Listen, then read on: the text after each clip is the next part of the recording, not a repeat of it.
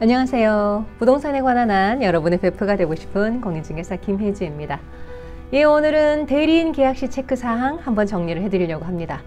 집주인이 아닌 사람과 계약하게 되는 경우가 꽤 있거든요. 그러니까 뭐 남편이 바빠서 아내가 대신 나온다, 아니면 부모님이 일이 있어서 자녀분이 대신 나온다, 이런 경우가 꽤 있는데, 이런 경우에 무엇을 체크해야 되는지, 어떤 서류를 받아야 되는지 한번 깔끔하게 정리를 해드리려고 합니다.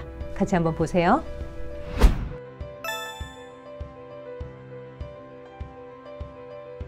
1번, 집주인 아닌 사람과 계약해도 될까요?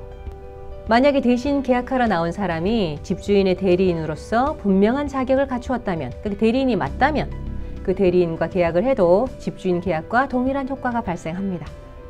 정확한 대리인이라면 대리인 계약도 집주인 계약과 동일한 효력이 발생한다는 거죠. 그렇다면 대리인이라면 내가 무엇을 확인해야 할까요? 두 가지를 확인하셔야 되는데, 두 가지 서류. 집주인이 직접 발급한 위임장과 집주인이 직접 발급한 인감증명서입니다. 둘 다 직접 발급하시는 게 더 안전합니다. 그리고 이 두 가지 서류는 원본으로 수령해서 보관하셔야 나중에 다툼의 여지가 없습니다. 그러니까 대리인 계약이 제일 위험한 것이, 나중에 가서 주인이 나 대리 시킨 적 없어요, 대리를 위임한 적 없어요 라고 나오면 일이 복잡해집니다. 아주. 그러니까 처음 계약하실 때 안전하게 하시는 게 중요합니다. 그러니까 직접 발급한 위임장과 인감증명서를 받으셔야 되고요. 이 위임장과 인감증명서에 있는 인감이 동일한지를 꼭 확인하셔야 됩니다. 보통 이제 위임장과 인감증명서를 받아놓고 인감증명서에서 도장을 안 보시는 경우가 좀 있어요. 그러니까 이 경우 꼭 인감증명서가 동일한지를 확인하셔야 됩니다.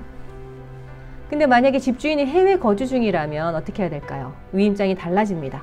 그러니까 해당 국가의 한국 영사관에서 공증해서 영사관 직인이 날인된 그런 위임장 원본을 수령해야 됩니다. 그러니까 이런 계약을, 집주인이 해외 거주 중인 그런 계약을 하게 된다면 이제 그 맡은 공인중개사가 아마 이런 과정을 거쳐서 해드릴 텐데, 연락 미리 하셔가지고 서류를 보내달라 해서 그 서류 받고 나서 이제 계약서를 작성하시게 될 텐데, 혹시 모르니까 꼭 챙겨서 이런 위임장 받아오시는 거죠 라고 그 중개사분에게 확인하시면 됩니다. 요걸 알고 계시면 되겠죠?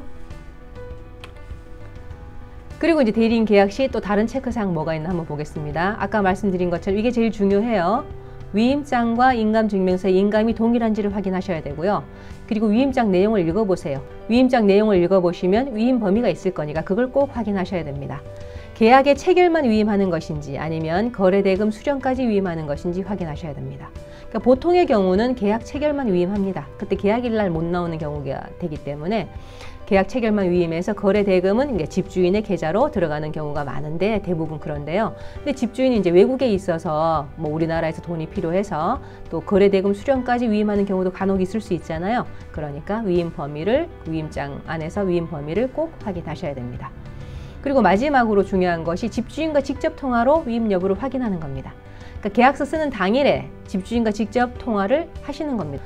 요즘은 영상통화도 쉬우니까 그렇게 해서 위임 여부를 직접 확인하세요. 집주인 맞으신지, 몇 동 몇 호 집주인 맞으신지 물어보고, 이렇게 이런 분한테 위임하셨나요? 라고 확인하시면 이제 그분이 대답을 해주시면 안전하겠죠? 이렇게 집주인과 통화할 수 있는 시간으로 서로 약속 시간을 잡으시고 계약서 쓰시면서 직접 확인하신 다음에 그 다음에 계약서를 작성하시면 훨씬 더 안전합니다. 그리고 집주인의 배우자가 나오는 경우가 꽤 있잖아요. 그러니까 집주인의 배우자와 한 계약은 그냥 해도 되나요? 아닙니다. 대리인의 계약의 경우와 똑같이 서류도 받으시고 또 나머지 이런 사항도 확인하셔야 됩니다.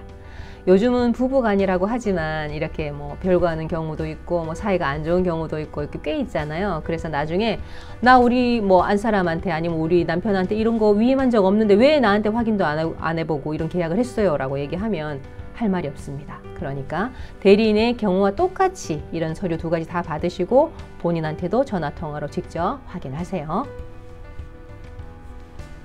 그런데 집주인이 3명인 경우가 있을 수 있잖아요. 상속을 받거나 해서 3분의 1, 3분의 1씩 3명인 경우, 이런 경우에 한 분이 못 나온다고 하면 어떻게 계약서를 작성하면 될까요? 라고 이제 물어보실 수가 있는데요. 이런 임대차 계약은 공유물의 관리 행위에 해당합니다.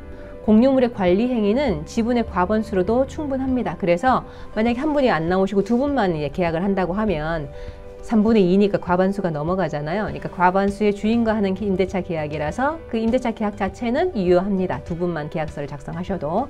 그런데 나중에 이제 만기 때 혹시 보증금을 돌려받지 못했다. 그러면 이제 보증금 반환 청구 소송을 할 텐데, 그런 반환 청구 소송은 임대차 계약에 동의한 주인에게만 할 수 있어요. 그러니까 세 분 중에 두 분한테만 청구 소송을 할 수가 있는 거예요.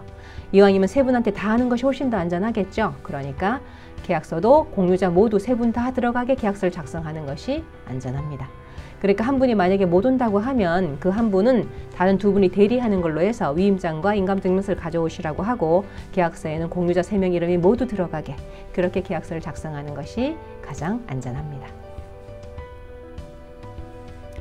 이런 경우도 꽤 있어요. 주인분이 할아버지나 할머니가 사망하셔가지고 같이 살고 계시는 아들이나 며느리가 나와 계약해도 됩니다. 우리 아버지가 돌아가셨습니다. 이렇게 얘기를 한다면 어떻게 해야 될까요? 라고 물어보신다면, 다른 상속인의 동의 없이 며느님이나 아드님과 계약서를 작성하는 것은 안 됩니다. 상속이라는 것은 상속 등기가 만약에 등기부 등본에 상속 등기가 안 돼 있어도 그 어르신 돌아가시는 그 시점에 바로 상속은 이루어진 겁니다. 만약에 배우자와 아내분과 아들, 딸 세 분을 남기고 돌아가셨다고 하면 이 네 분한테 돌아가시는 그 시점에 바로 상속이 된 겁니다. 등기만 안 됐다 뿐이지. 그러니까 이 네 분 모두에게 권한이 있는 것이죠.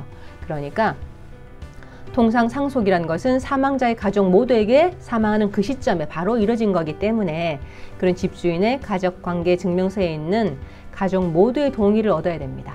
그러니까 가족 모두의 위임장과 인감증명서를 확인한 후 계약을 해야 안전한 계약이 됩니다. 다른 대리인의 계약과 마찬가지로 이제 다른 가족들의 위임장과 인감증명서 확인하시고 그렇게 계약을 하셔야 합니다. 네, 오늘 이렇게 집주인 아닌 사람과 계약하는 경우, 그러니까 대리인 계약 시 어떤 서류를 받아야 하고 어떤 사항을 체크해야 되는지를 정확하게 정리를 해드렸습니다. 좀 마음이 약하시거나 그러면 상대방을 의심하는 것처럼 말하는 게 좀 미안해서 그렇게 대충 넘어가는 그런 경우가 있을 수 있거든요. 그러면 내 전세보증금이 안전하지가 않습니다. 그러니까 꼭 위임장과 인감증명서 두 가지 꼭 반드시 챙기시고요. 그리고 전화로 본인한테 확인하는 것 잊지 마시고요. 그렇게 하시면 내 보증금을 안전하게 지키실 수가 있습니다. 네, 오늘 영상이 도움이 되셨다면 구독과 좋아요 부탁드리고요. 저는 다음에 다른 영상으로 또 찾아오겠습니다. 지금까지 여러분의 부동산 베프 공인중개사 김혜주였습니다. 감사합니다.